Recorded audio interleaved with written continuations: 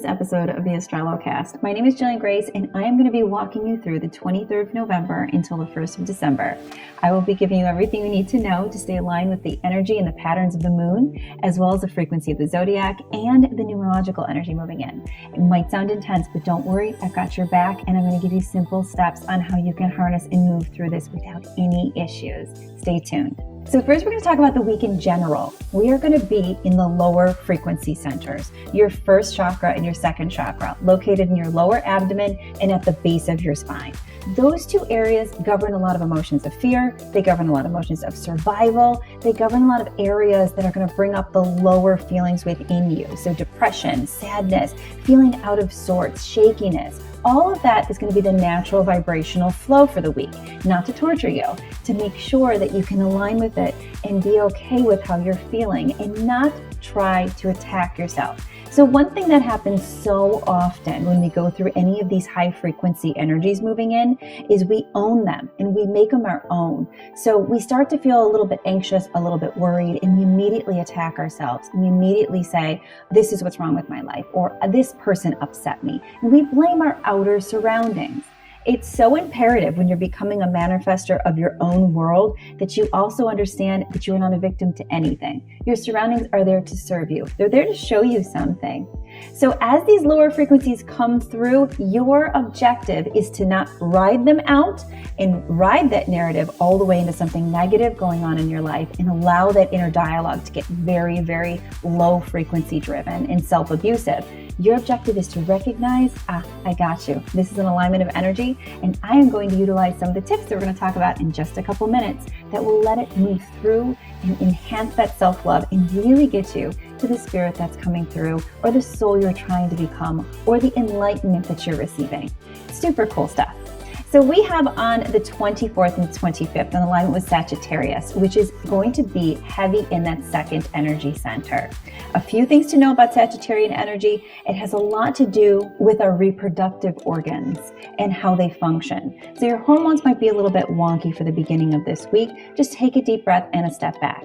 Sagittarius also rules the liver. So the liver is about filtration within the body. So this is definitely not going to be the week for going out partying, for having any kind of excessive amounts of alcohol. Even a couple glasses are just going to give that liver a workout that it doesn't need and bring up a lot of the lower frequency emotions that Sagittarius has with it. So this is a great week to just spend resting, relaxing, and drinking a lot of water or a lot of herbal teas. On the 26th and 27th, we're going to be working with Capricorn, which is all about grounding. It's all about that first chakra. Whenever there is a first chakra energy situation, I always tell all of you, get outside if you can.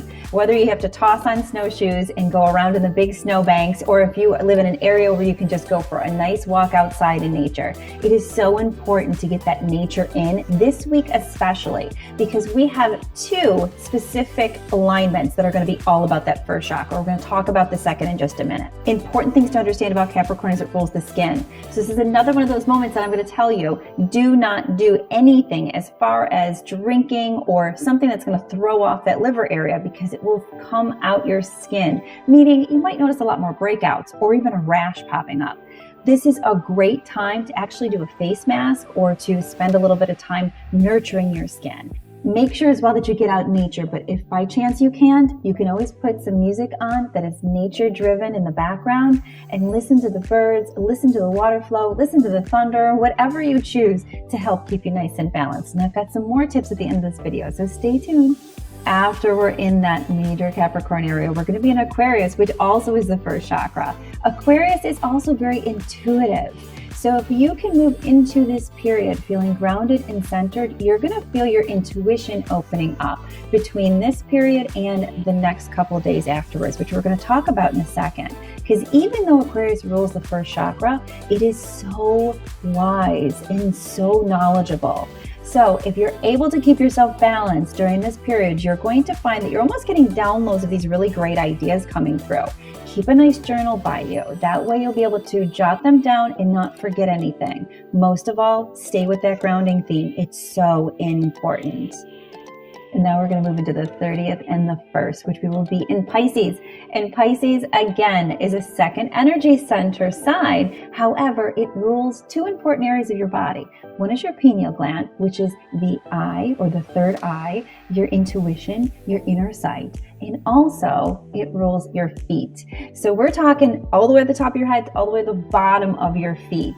So again, great day to go for a nature walk, a great day to do some centered breathing, where you just close your eyes and focus your energy on that third eye area. And just take 10 deep breaths a couple times a day, just to pump energy through that center and allow yourself to assimilate to what's coming in.